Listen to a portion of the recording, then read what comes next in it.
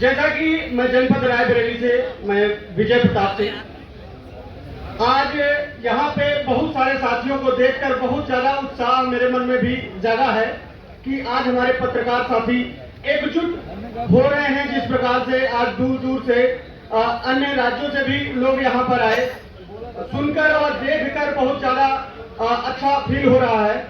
और ये चौथा स्तंभ जैसा कि कहा भी जाता है, माना भी जा रहा है पूरी तरह से जितने भी पत्रकार साथी हैं, लेकिन समस्याएं अगर देखा जाए तो सबसे ज्यादा पत्रकारिता क्षेत्र में ही है।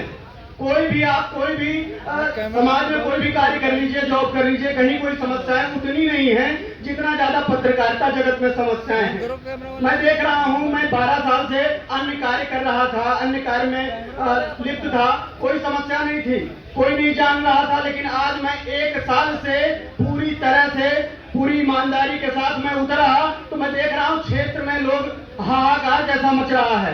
मतलब कोई भी आवाज उठाना चाह रहा हूं, वो चाहे शिक्षा जगत से हो, स्वास्थ्य जगत से हो, चाहे पंचायती राज का हो, कहीं भी कुछ भी मुद्दा उठाता हूं तो हमारे लोकल के जो भी रिश्तेदार पहचान वाले वही हमें अवरोध उत्पन्न करने में हमारे सामने आ जाते हैं।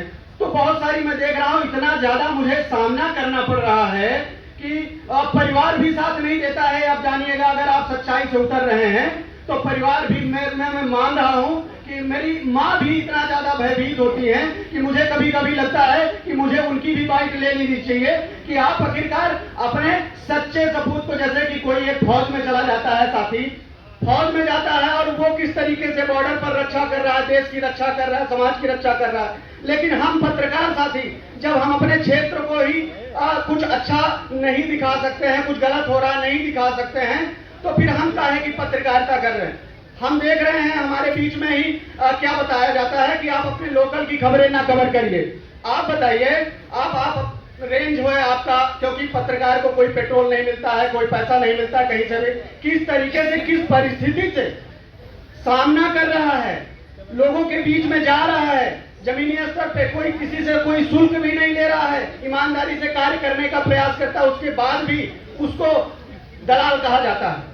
मैं देख रहा हूं किसी भी शिक्षा विभाग में मैं पहुंच रहा हूं, मैंने पहुंचने का कई बारी प्रयास किया, बीड़ा उठाया, तो शिक्षा विभाग में क्या है कि अध्यापक सीधा बाहर भगाने का प्रयास करते हैं, अपनी कमियों को छुपाने का प्रयास करते हैं। आखिरकार ऐसा क्यों होता है?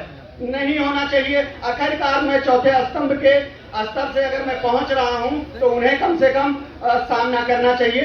अपनी कमियों को अगर लगता है तो सामने से बैठ के बात करनी चाहिए। अगर वो कुछ छुपाना चाहते हैं फिर भी उन्हें बात करनी चाहिए।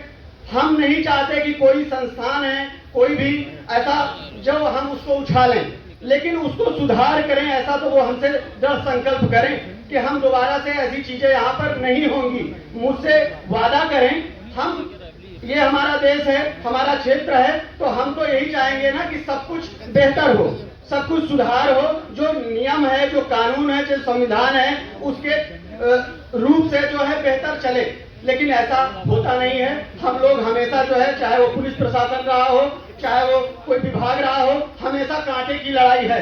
हम सच दिखाना चाहते हैं और वो हमें गुमराह करना चाहते हैं, हमें दलाल साबित करना चाहते हैं। बहुत सारी बातें हैं मेरे मन में, लेकिन मैं जिस तरीके से प्रयास कर रहा हूं, मुझे लगता है हमारे बीच में बहुत सारे साथी ऐसे हैं जो निकलते हैं और समस्याओं का सामना करना भी पड़ता है। अभी आप लोगों ने शायद सुना हो, लालगंज सामुदायिक केंद्र स्वास्थ्य केंद्र है, CSC लालगंज रायबरेली में, वहां पर मेरे ही साथ मारपीट करी गई 7 फरवरी को, जिसके प्रकरण में करीब जनपद के 100 से 150 अखबारों में खबरें भी चली, बहुत सारे चैनलों में भी चली, बहुत सारा ट्वीट हुआ, सारे अधिकारी जान रहे हैं। लेकिन उस पर आखिरकार मौन क्यों है? जब हमारे पास सारे साक्ष्य होते हैं, एविडेंस होते हैं, तब भी हमें दबाया क्यों जाता है? ये नहीं समझ आ रहा मुझे कि चौथे स्तंभ को दबाने का प्रयास आखिरकार क्यों किया जा रहा है।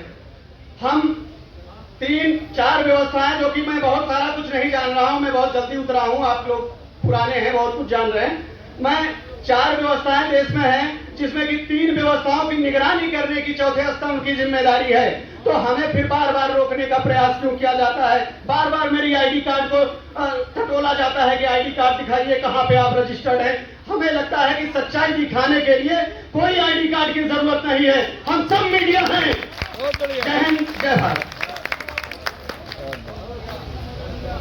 अब मेरा लोग रहेगा, हम सब पत्रकारों के मुख्यमंत्री कौन है? तो जैसा कि हमारा संगठन है राष्ट्रीय पत्रकार उपचार परिषद, इसके जो राष्ट्र अध्यक्ष जी हैं हमारे माननीय देवेंद्र कुमार मिश्रा जी, हम लोग के यही मुख्यमंत्री हैं।